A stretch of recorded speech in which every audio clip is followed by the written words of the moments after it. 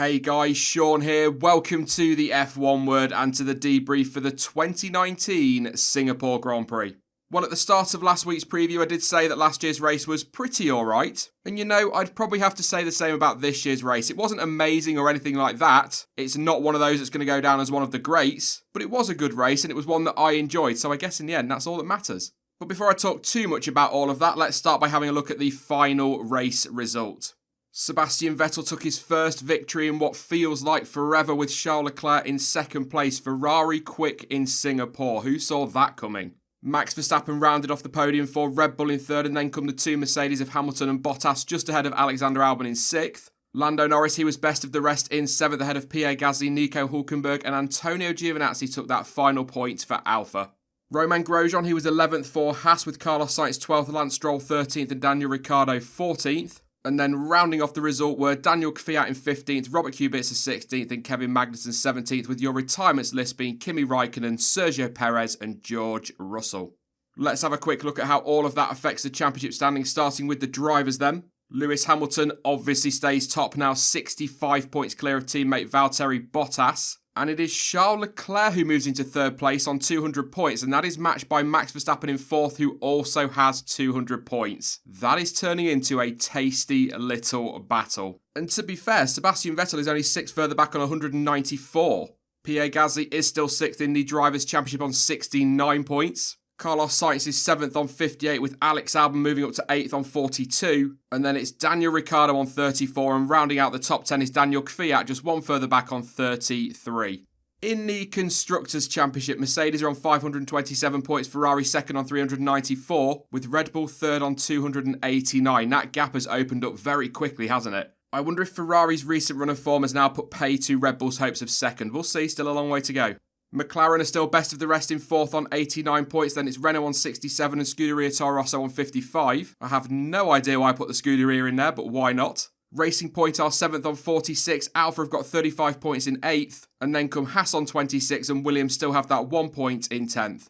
Right then, time to run through the teams, starting with the race winners Ferrari, and as you saw there, Sebastian Vettel took his first win since Belgium last year, and in all honesty, I am so pleased for him. It was the perfect way to respond to all of that criticism after his antics in Monza, completely justified criticism by the way, but still a great way to bounce back. The win has stirred up some debate though. In case you missed it, Ferrari decided to pull Vettel into the pits before race leader Charles Leclerc, and as a result of that, Seb ended up undercutting his teammate, much to the frustration of Charles, a frustration I totally get, because at the end of the day he took pole, he was leading and was controlling the pace up front, so perhaps he felt that was his win.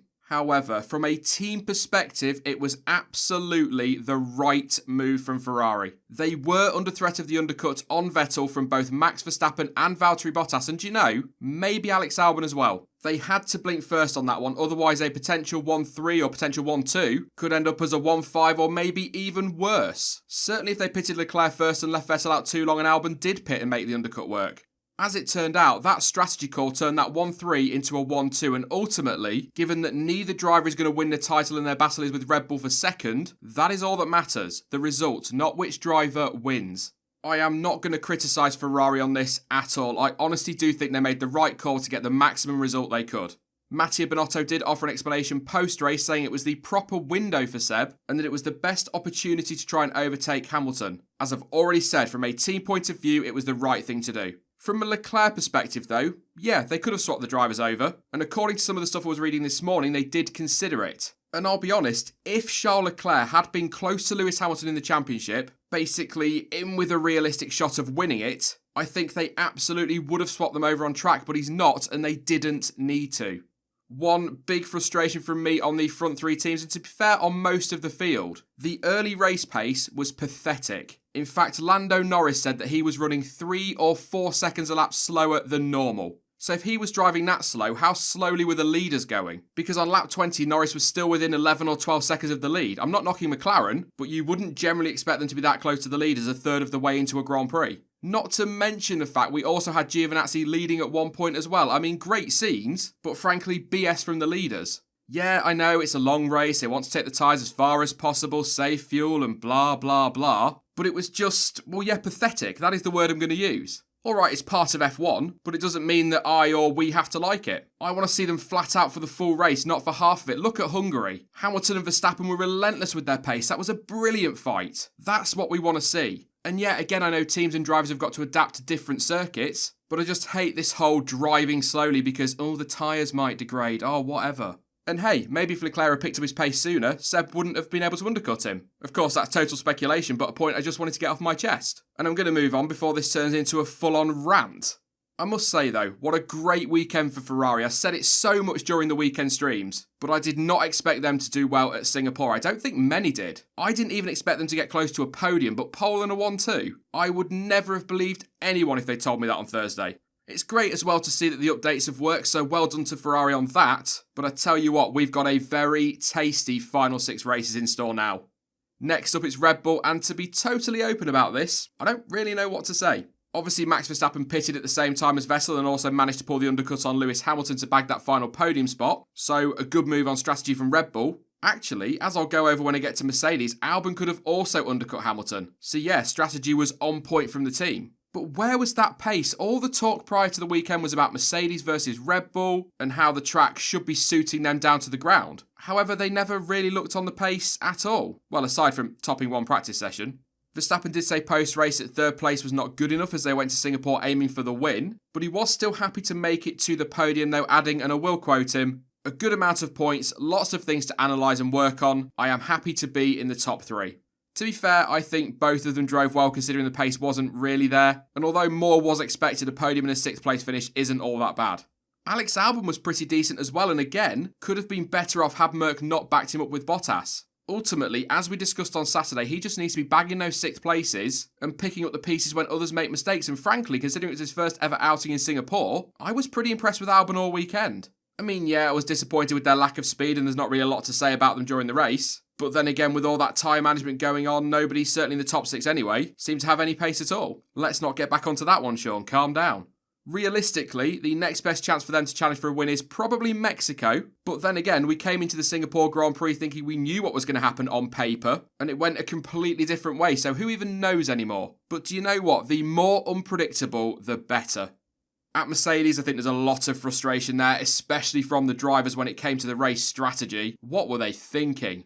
I think the team are going to be very confused in general though because of how everything unfolded, their lack of pace. As I've already said, nobody expected Ferrari to be challenging, least of all Mercedes. Yet here we are. Onto that strategy, let's get to it. They brought Bottas in and he was pretty quick following his stop, but they left Hamilton out way too long and that left him on the back foot, massively on the back foot. So much so that the team had to ask Valtteri to drop his pace by something like 3.5 seconds so that he didn't jump his teammate once he pitted. Absolute madness. And to be fair, from what I saw when doing the watch-along, and maybe I'm wrong, but that in turn slowed Albon down. Maybe, and of course we'll never know for sure, but maybe Hamilton could have ended up behind Bottas and Albon had that call not been made. It would have been close at least, so I guess they were protecting what they had, and maybe in that respect it was the right call. And actually, since recording that part, Mercedes have now confirmed that protecting Hamilton from Albon was part of the reason for asking Bottas to slow. Now, whilst I get that the team perhaps didn't think it fair to Hamilton to be beaten by their strategy error, if you like, I really do feel for Valtteri. Yes, the gap in the Drivers' Championship is pretty big, 65 points, but he is still Lewis's closest championship rival, and I really do think they should be allowed to race each other in that situation. What this does for me, though, is it just confirms what I and many others have been saying for a while now, and that is that Bottas isn't going to be allowed to fight for the title. It's a similar feeling to Russia last year, actually. Again, as I said with that one, I understand the team's decision, and it does make sense because they are trying to minimise the damage of their own cock-up. But even if he does only have an outside shot of the title, Bottas should be allowed to battle Lewis for it. That's just my 2 cents on that one. Really though, despite all the poor race pace that was being run up front, Hamilton never really looked like threatening the Ferraris, although he did get quite close to the back of Leclerc a few times early on. I mean, the pace just didn't seem to be there and the shocking strategy compounded matters. Lewis, though, was asking for the team to try and undercut Leclerc, and going back to what I said in Germany, maybe the team needs to start listening to these drivers, because they could have nicked that win had he gone for that undercut. I just cannot understand why they left him out so long. All I can think is that they were banking on a safety car, which of course came out eventually, but too late for Hamilton. He did push Verstappen hard towards the end for that final podium spot, by the way, but couldn't get the job done. Really, a pretty poor weekend for Mercedes. Neither driver had the pace many expected, but that being said, I suppose 4th and 5th is decent damage limitation, but let's be honest, both titles are done, and I doubt they'll look back to Singapore and regret any decisions come the end of the season. Now that is a statement that could come back to bite me quite hard on the backside. And do you know what? Nothing against Hamilton and Mercedes. I hope it does, because that means we've had an epic end to the season.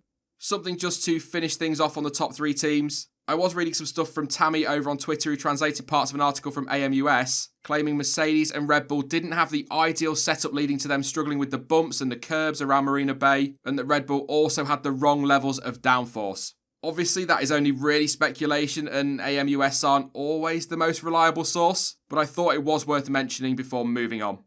On to McLaren, and what was another properly good drive from Lando Norris. Almost reminded me of Belgium, in that he was fairly comfortable in that 7th place in this instance, and never looked all that under threat, for the most part at least. Pierre Gasly did start to close him down and mounted a challenge late on, but Lando held him off to keep that position. As mentioned when talking about Ferrari, he admitted to driving 3 or 4 seconds off the pace and stated that he found that part of the race boring and not racing. He wasn't overly happy, and I think most of us, certainly I do, it might have come across in this video, I don't know, but I think most of us feel the same on that one, Lando. It wasn't the best of days for Carlos Sainz. He and Nico Hülkenberg made contact on the first lap, pretty hefty contact as well, which left both cars needing to pit for repairs. Although he never really recovered, the safety car period somehow brought him right back into play, and towards the end of the race he was in with an outside shot of a points finish, despite at one point running 20th and being 80 odd seconds behind a Williams. So yeah, not a great day, but not a bad recovery either. Obviously points would have been nice.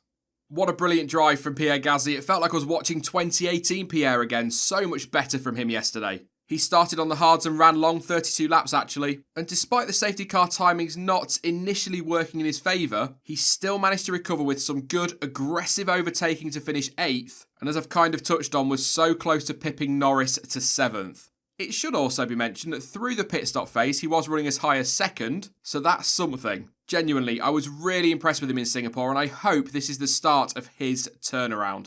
Quite the contrast on the other side of the garage though. Daniel Kvyat said post-race that he felt he could have scored points, but admitted to not showing his best driving at times. In the post-race press release from the team, he actually blamed a fog on his mirrors, which left him having to leave more space when defending his position. That's an odd one, but I do love racing driver excuses. He was involved in a collision with Kimi Räikkönen, which resulted in the Finn retiring. So Kvyat made a very late move into turn 1. Kimi turned in with the 2 banging wheels, and the Alfa was left going straight on into the runoff area with a broken front left. Kvyat, though, was able to continue. The incident was, of course, investigated by the stewards. However, they declared it as a racing incident, after Kvyat apparently said that he felt he could make the corner, and Räikkönen stated that he had not expected the Russian to be so far into the corner at the point where he turned in. A very disappointing day for Kvyat, especially when you consider that his teammates showed that car had the pace to pick up some decent points. It was a bit of a mixed bag for Renault as well. Nico Hülkenberg managed to bring home a couple of points, but his race wasn't without incident. As I mentioned earlier, he came to blows with Carlos Sainz on the opening lap at turn 5. Nico went for a move up the inside of the Spaniard, but Carlos turned in and the two made contact. That left the McLaren with a right rear puncture and the Renault needing a new front wing. The stewards had a look at the incident but took no further action on it, and to be fair, I think that's the right call. It just looked like one of those first lap incidents. He did manage to recover from that setback though, but admitted post-race that they did get lucky with the timing of the first safety car. It's a couple of points on the board though, so a decent end to the weekend. Daniel Ricciardo was compromised before the race even got underway after being disqualified from qualifying. Something he was not overly impressed about, I'll put it that way. But he took that frustration into the race and gave us plenty of action. He was on it. Good, aggressive overtakes and was looking on for a really good recovery, perhaps even a point. I've got to say as well, his lap 10 battle with Kvyat was absolutely brilliant, as was the eventual overtake. I loved that. But on lap 34, the Aussie went for a move on Antonio Giovinazzi, hit him and ended up with a puncture. All of that hard work was undone in one move and he never recovered from that, to be fair. Although he was part of that close midfield fight that kept things very interesting right to the flag. Another team who ended up having mixed fortunes were Alfa. Antonio Giovinazzi, he started well and was looking good for more than the 1 point that he ended up with. However, his tyres fell off towards the end of his first stint, a 34-lap stint on the mediums, by the way, so he deserves some credit for that. And obviously that contact with Ricciardo did not help matters. Now I know it was through the pit stops, and I know the front runners weren't exactly at full pace, but Gio did lead the Singapore Grand Prix, and I believe he becomes only the 6th driver to do so this season. Not even Gasly managed that in a Red Bull. So yeah, there were reasons for it, but still it was awesome to see. Thoroughly enjoyed that. And you know, he deserves a lot of credit for how he performed all weekend. He outqualified Kimi, raced well, led, and brought home a point. Well done, Gio. Hopefully he'll kick on from here. There is one negative though. He was handed a 10-second time penalty for driving too close to a crane that was on track to recover a car, and looking at replays, he was very close to it, and drivers were warned to keep to the right of that corner. So from a safety point of view, it's hard to argue against that decision. But as it turned out, it didn't make any difference to his finishing position. Bit of an odd old day for Kimi Räikkönen though. To be honest, he never really looked to have the pace of his teammate. As already covered, his race was over following that contact with Kvyat, but even prior to that, he never really looked as though he was on for any points. He has since said that he was struggling with tyre degradation, lost positions at the second safety car restart because of his tyres being too cold. Honestly though, not much to say on Kimi's Sunday other than what was said about the Kvyat incident. On to Haas then, and you know, despite the final result, I do think they can take some positives away from this weekend. Alright, no points and they weren't exactly incredible, but they definitely looked more impressive than they have at recent races, and Grosjean wasn't that far away from a point either. Well, 17 seconds pre-Giovinazzi penalty, but still 11th place. He was part of the reason why we ended up with the first safety car though. In fact, some would argue he's probably a big chunk of the reason why we ended up with that safety car. Roman went for an ambitious move around the outside of George Russell, only for the two to make contact, leaving Russell in the wall. Now Grosjean says that he believes he was as far left as he could have been and that he had nowhere to go, which I guess is fair enough. It is a street circuit after all. But looking at the onboard, there was a bit more room. Not a lot. We're not talking 12 metres and a 5-mile runoff. But I would argue there is enough room to just open the steering up a little bit and at least try to prevent the contact. He could have backed out of it as well, of course. Equally though, Russell could have left Grosjean more space. After all, he has basically got the whole of the track to the right of him. And it's because of that, the fact that Grosjean could have done something to try and avoid it, and so could Russell, that I agree with the steward's decision not to take any action against them. Kevin Magnussen was running well and did look as though he could take a point or two away from the weekend. However, he was one of those caught on the unlucky side of the timing of the safety car. And on top of that, a plastic bag got caught on his front wing, and that forced him to pit to have that removed, and that put him right to the back of the field. He did, though, set the fastest lap of the race for the second year in a row in Singapore, but unfortunately for him it wasn't worth a bonus point as he failed to finish in the top 10.